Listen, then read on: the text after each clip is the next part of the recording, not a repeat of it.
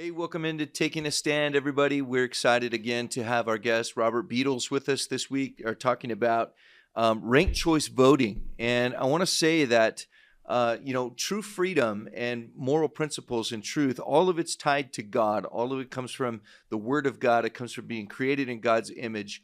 And it's super important for us today as Christians and as the church to be involved in the public square and to be concerned for not only our country, but our state and our city, our precincts, all of these things. The saying that all politics is local, it all starts right here. And it starts with us as concerned citizens that are stepping out and voting our values, voting according to the biblical principles and perspective that we have, and wanting to see things change for the better. We want to see things become better. We want to see human flourishing.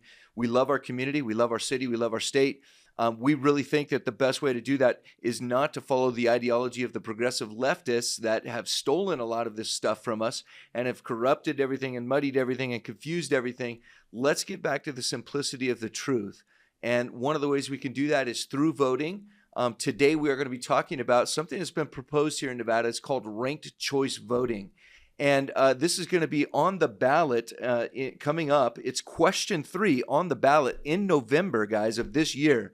And super important for you to understand what ranked choice voting is so that we can shut this down before it even gets started. Because it is dangerous, it is confusing, and this is what we're going to talk about today with Robert. So, Robert, would you mind giving us a brief explanation of what this process entails? What are we facing here? With ranked choice voting and the open primary that they're proposing? Yes. Okay, so for it to become a constitutional amendment, it has to be on the ballot 2 consecutive general elections. Okay. So it passed mysteriously in 2022 by about 53% of the vote, just almost 53%. And so now in November, it's going to be on the general election as well. Yeah. And so it's called question 3, okay, which creates open primaries, meaning before Republicans would vote for Republicans, Democrats for Democrats. Mm-hmm. Now you can vote for anybody, okay, if this passes. Okay. And then ranked choice voting itself is about as confusing as it gets, to where Democrats were completely against it, like 70% of them. Most governors were against it. Yeah. To where somehow it passed the first go about. And so if it passes again in November, we're going to have ranked choice voting, which is extremely complicated. And I'll try to make it as simple as I can, okay, for you guys. So if you want, I can walk you through how it kind of works. Yeah. Why don't you give us an overall, just a nutshell of how it works, and then explain the pitfalls of it. Okay. Yeah. So I guess it would probably be easiest to explain it as, imagine that you have your candidate that you want to vote for. Okay. Well, instead of just voting for him, you got to vote for numerous candidates, mm-hmm, or her, right? So him or her. So say, for instance, you want to vote for Ronald Reagan as president, right? Okay. But then all the next choices that you have are insane, right? Say it's like Stalin and Hitler and Mao Zedong and all these crazy people, right? Right. They expect you to fill in all your candidates in your preference, right? In your selection preference, right? So you start with Reagan, and then you're like, oh, do I want Stalin or Hitler, right? Right. Mao Zedong, I don't know, right? Right. It's crazy, right? Yeah. Why would you be forced to do that? Yeah. So that right there already makes it insane, is you're having to vote for people you may not want to vote for. Right. And if you only select one person, and that person isn't picked right away with 50 plus 1% of the vote, okay, your vote no longer counts. Yeah. You've exhausted your vote. You're completely sitting out the election. Nothing you do accounts for anything anymore. Wow. The way that it works is, when you fill out these different selections, if your first candidate isn't picked, it's gone, and those votes then go to your second candidate. Okay. And if that one's not picked, the votes go to the third candidate. And what they're doing is they're checking everybody's ballots against the rank in which they put their candidate selections in. Okay. So it's not like a elimination process. It's more like, we're going to keep just moving all these votes around until somebody gets 50 plus 1% of the vote. Okay. Whether you really wanted them or not, they may be your 5th selection. It might be Adolf Hitler, right? But they somehow got your vote. They're going to because they keep shifting it around. Just keep shifting it around, right? unless you pick one person, then your vote's gone. Yeah. Right. So if we were to look at this like a kind of like a horse race, and you got a bunch of horses running down the track, the way that elections used to work is the first horse across the finish line, or the horse, the candidate with the most votes, they won the election, period. Right. But now it's not like that. You've got moving pieces. And so if one of your horses doesn't make it to the finish line, it's out, but it could still be in the race. I don't know. That's just confusing to me to think about. Maybe that's a bad analogy. It's probably a bad analogy, but just think about how hard it is for you to explain this to somebody, and you pretty much already kind of understand how it works. Yeah. Do you understand how right off on the face of it, it's unconstitutional? Yeah. Right. That right there is against Article 2, Section 1A of the Constitution. Now, and you're talking about the Nevada Constitution, right? And I was looking at that, and Nevada, Section 2(1)(a), and it talks about it has to be clear, right? It has to be clear, but doesn't that mean clearly written, or does that mean it has to be clear for everybody to be able to understand it? So you can argue it either way, but it has to be clear as far as who your candidate is, right? Yeah. So if you don't understand the process, if no education has taken place, how can you make informed decisions? Okay.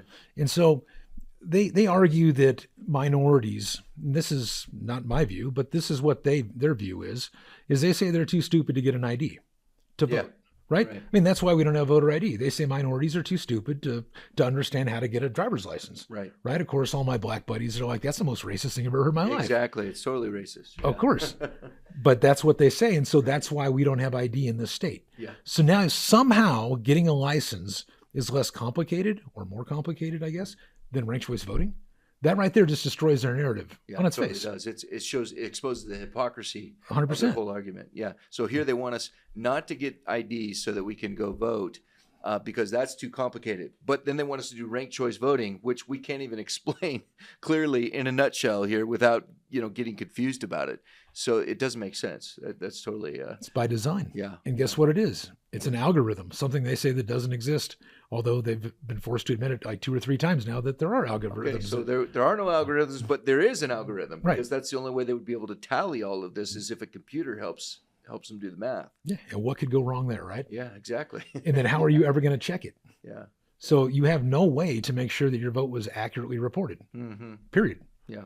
Right. And then if your vote is exhausted, you're not having any outcome on the election whatsoever. So right there, the equal protection, right there, the 14th Amendment. Yeah. It's completely violated. Yeah. You can just keep going down all these different laws that this thing violates.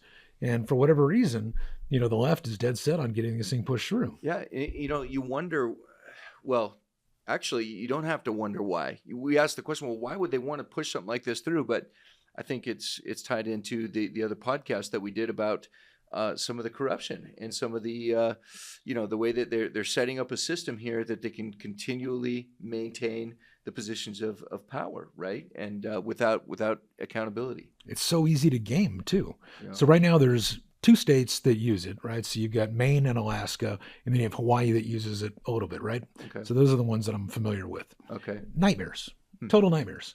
But you realize now you have an open primary, so pretty much anybody can vote for any party, any person. Right. But now with ranked choice voting, it's the top 5 vote getters that move forward. And this affects like federal races and some of the state races. So like your state assembly, governor, Congress, Senate, president. This is going to affect those races. Okay. So you could end up with 5 Democrats or 5 Republicans. Right. So you've completely just ostracized any other parties. Right. Right. So you no longer have this, well, here's our Republican candidate. Here's our nonpartisan candidate. Here's our Democrat candidate. Now you could end up with 5 liberals, right? Or 5 right-wing extremists, right? Yeah. It could go either way. Wow. That's right. crazy. Just depending on which way they want it to work. Yeah. So it's literally to the top 5 vote getters. Wow. So you have that too, that you can game. Huh. This just seems like a crazy scheme. It's insane. Like that's why it was the Heritage Foundation that said we're number 50 for election integrity, the worst. Okay. Yeah. And so, I mean, if I was a nefarious person, I would game this 6 ways from Sunday. Yeah. Like I would make sure that one of my candidates get in every single time. Yeah. It'd be impossible to beat, especially if you put money behind it. Right. And you could also see possibly a scheme to, or a way to do this that would, get your party to vote for certain candidates in the, for example, if it's an open primary and I'm a Democrat, I could go in and throw my vote at someone that we know is not going to make it or something like that, right? You could kind of game the system in that way too, possibly. I guess that might be a little bit too complicated, but it's like a casino. Like too many, yeah. It doesn't make any sense. And then you got an algorithm, so there's absolutely zero way to be able to double check that the votes were counted legitimately. So you have that on top of everything else. And so currently right now, like my computer scientists as well as mathematicians can look at the voter rolls, the actual election results, and we can spot all the different similarities. We can find, all the different patterns that are there because this is what they certify at a precinct level. As soon as you do this, it throws all that out the window. Wow. So you're no longer able to check and verify anything whatsoever. Wow. Yeah, it's a disaster. It's just going to be even less accountability than we already have. So, which is not much. Yeah, I mean, Democrats didn't want it, Republicans didn't want it. Somehow it passed the ballots, or somehow it passed the first election. Now we're going on to the second election. We've already shown that there's an $80,000 challenge, that there's an algorithm flipping our votes. So we can show that the algorithm flipped the same question 3 in 2022. That's why when Republicans didn't want it and Democrats didn't want it, somehow it still mysteriously passed. Yeah. And here we are again going into 2024 where it's going to be voted on again, where another algorithm, of course, it doesn't exist, that they say exists, that they say doesn't exist, could flip it again and then give us ranked choice voting, right? That, of course, is an algorithm. Yeah. Yeah. Wow. What's not to trust? Yeah. Or am I just crazy for pointing out the obvious? Yeah, I think we've got to get back to just the simplicity of voting. Why don't we see this? If this is such a good thing, why don't we see it everywhere? Why don't we see it in other countries? We don't see this everywhere.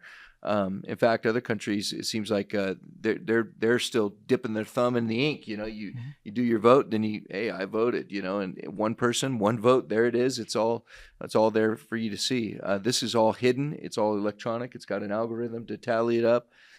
We have to trust somebody's algorithm, and it doesn't make sense to me. So, guys, this is a very important issue. Make sure that you pay attention to this. It's coming out on the ballot in November. Again, this is the second time it's been brought up. So if it gets passed this time, it's going to become law here in Nevada. So please be paying attention, watching out for question number 3. You can find more information on this. Robert, actually, you did a really good write-up on this on your website on operationsunlight.com. It's under the ranked choice voting. Just type in ranked choice voting and it'll bring up that article, correct? And folks, you can go and check that out. There's other places you can also do research on this on your own.